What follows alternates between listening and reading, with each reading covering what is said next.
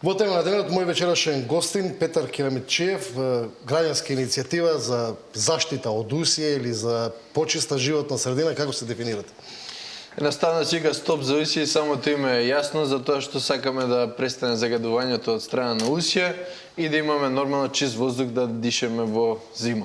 Имавте една иницијатива на протест, тоа беше само една форма, што понатаму да речеме? Добро, самата иницијатива е граѓанска иницијатива, кај што самите граѓани се собираме, дискутираме што би направиле понатаму.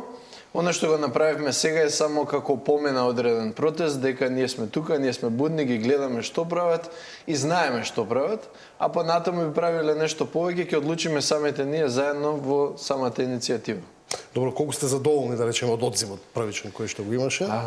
Со оглед на тоа што одзивот беше баш за време на празници и прослави и така натаму, ние од сам старт не очекувавме многу луѓе, сакавме да направиме еден символичен протест, така да со оглед на тоа бројката беше огромна. Има ли некоја позадина, да речеме, на тие протести? Што значи позадина? Па да речеме некои други мотиви, да речеме.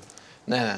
Да бидеме јасни околу тоа. Значи, самите протести не се антивладени протести, не се позади некоја партија, не се за некоја партија, туку е баш, и ова можеби е чудно за многу луѓе, наставно не врзани со никоја партија, кај што граѓаните се собираат да изразат незадоволство за одреден проблем, во случајов се работи за воздухот и за загадувањето од страна на усија. Врз основа на што ги темелите, да речеме, вашите проценки дека усија е најголемиот загадувач во Скопје? Така, значи прво усија не е единствениот загадувач, но е еден од поголемите.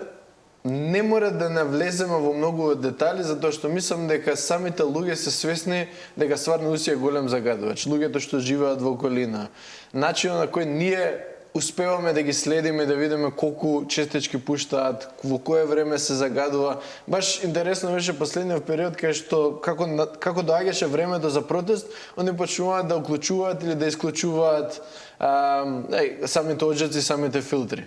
И во тие моменти се гледаше дека во моменти кога ги гасат истите, воздухот е многу почист. Тоа се случи од нивна паника, затоа што рекоа ајде ќе пуштиме помалку честички за да може да биде почист воздухот, за помалку луѓе да дојдат на протест. Како може тоа да функционира, ќе пуштиме денеска повеќе, помалку тоа? Секако дека може, мислам, не го контролираат тоа, зашто не би можеле. Не, ве прашувам од аспект на тоа што компанијата тврди дека не е загадувач. Институциите велат дека прават редовни контроли, досега барем нема некои извештаи кои што укажуваат на прекршување на законските одредби, да речеме. Затоа ја прашувам од тој контекст. Од каде да почнам? Значи, многу ми е интересно кога го гледам тоа вие денови, бидејќи како што ние истражувавме, свативме, тоа го кажавме на самиот протест, дека се работи за мафија. Тоа не е збор што го кажуваме од преувеличување, туку навистина се работи за некој што бескомпромисно ги прави работите што ги прави за свој профит. И профитот е голем, истиот се искористува за да може да има одредени истражувања кои се платени, за да може да се представи како граѓанска одговорна компанија, за да може да не се мери во моменти кои навистина треба да се мери. И од тој аспект било што они кажуваат многу нормално дека го прифаќаме со огромна недоверба, со апсолутна недоверба, затоа што би кажале? Дали би кажале да ние загадуваме? Нормално дека нема да го кажат тоа. Треба да се има доверба, да речеме, на институциите барем. Така, оно што ние зборевме со самите експерти кои се консултиравме во самиот процес е дека баш и нема јасен начин на кој може тоа да се контролира. Затоа едно од барањата беше да постојат мерни станици околу фабриката, што во моментов тоа не го дозволуваат. Оно што е мерачот во самиот оџак, да може континуирано од надвор да се контролира, затоа што во моментов, пазете, треба да дојде инспектор со USB кај оџакот и да ги земе податоците од оџакот. Тоа значи дека тоа ќе биде апсолутно најавено, ќе се знае што ќе се направи, како што до сега малце податоци доаѓале таму, тие податоци биле со огромни дупки во самите мерења. Значи, доколку навистина се транспарентни во целата работа, ќе дозволат поставување мерни станици околу, ќе дозволат поставување во самите оџаци, тогаш навистина ќе се знае што е вистината, бидејќи она што гледаме дека навистина бегаат од транспарентност. Добро, и што е решението, да речеме, според вас? Така, оно што го бараме, ќе ги прочитам барањата, што делумно ги кажавме на самиот протест, а тоа е дека сакаме мерната станица да биде поставена, значи уште од 2023 таа не работи, сега сакаме да работи и сакаме да може од надвор, како што кажав, да се контролира.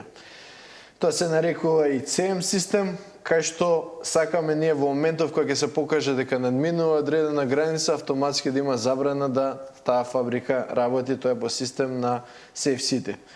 Исто така, како што кажав, во зимските периоди кога ќе се надмине загадувањето да се престане со работа, да граничните прагови се усогласат со Светската здравствена организација, сега се да вистина повисоки, а треба да бидат многу пониски. Исто така да се елиминира сите горива што се високо загадувачи. Да се акредитира државната лабораторија за мерење на аерозагадувањето, затоа што еден од проблемите зашто не се мери е токму тоа, и да се понешти одредбата за деловна тајна од Законот за контрола на индустријски емисии. И како е нормално, најстрого да се придржува до интегрираната дозвола. Се дозвола. барање, да речеме, кон институциите. Сте разговарале со представници на власта за овие ваши барања?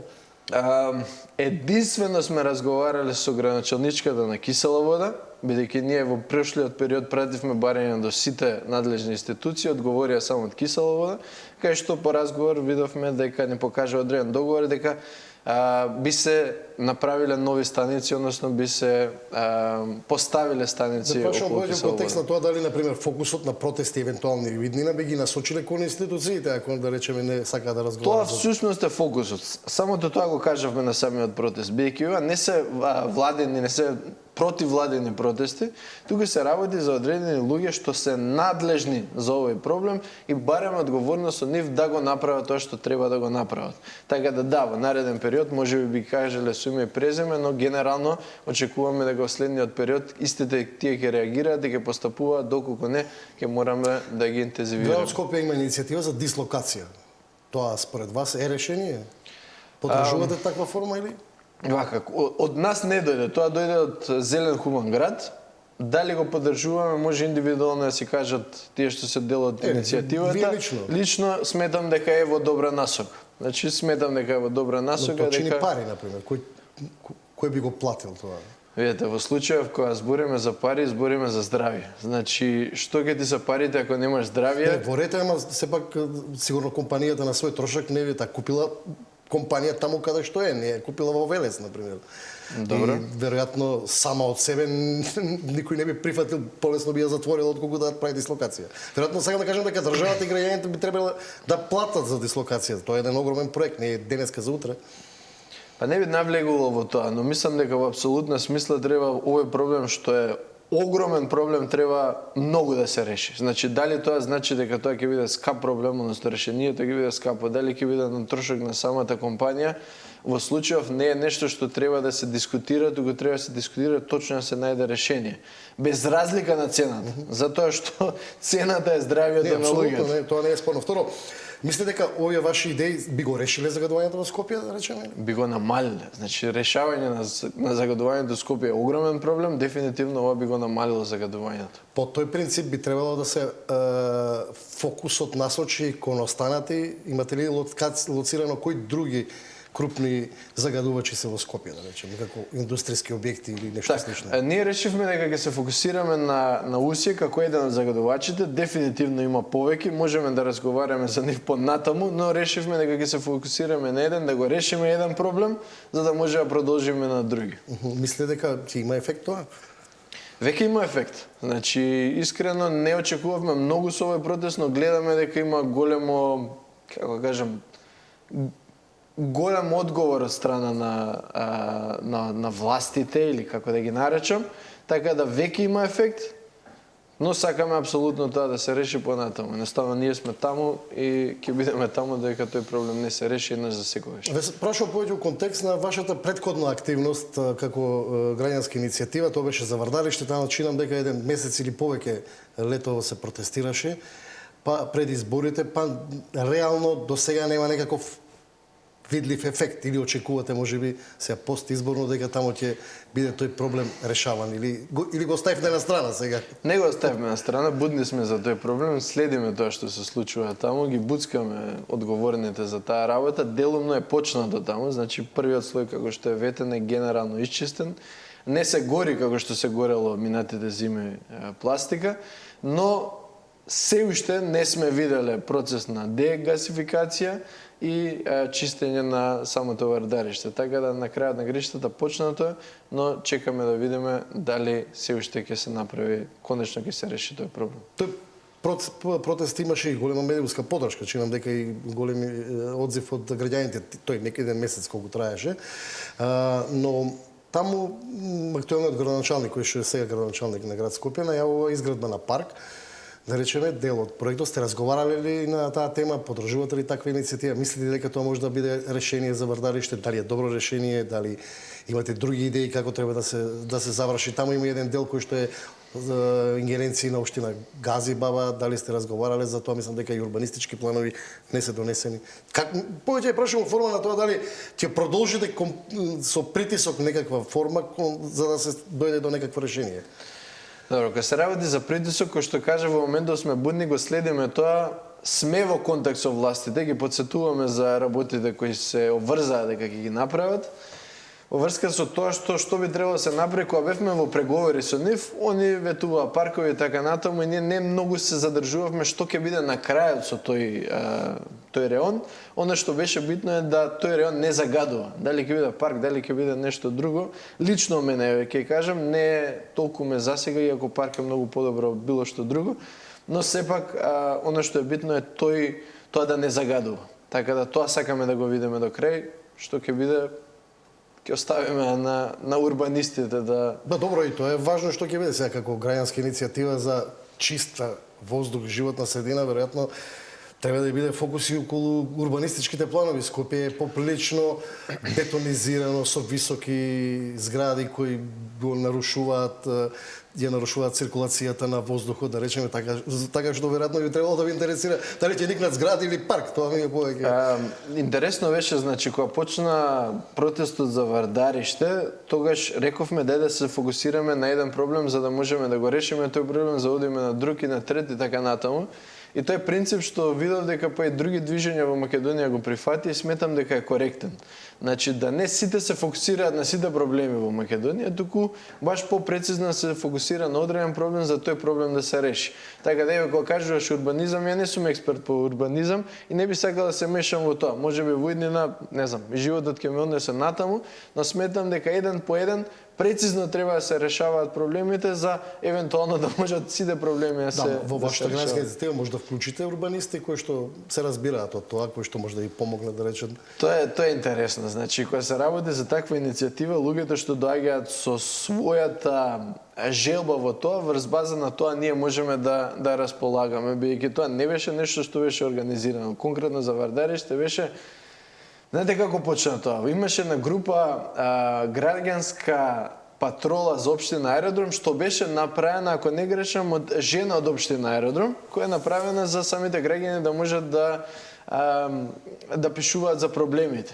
И во таа група, кога излезе проблемот со пожарот во вардариште, некој пише, ајде направиме протест, некој направи флаери, трет направи постери, четврт направи некој настани, останали луѓе се собра. Јас се приклучив. И на крај лепи етикета дека сте партиски. За жал, бидејќи беше предизборија, некако многу луѓе на тој начин тоа го сватија.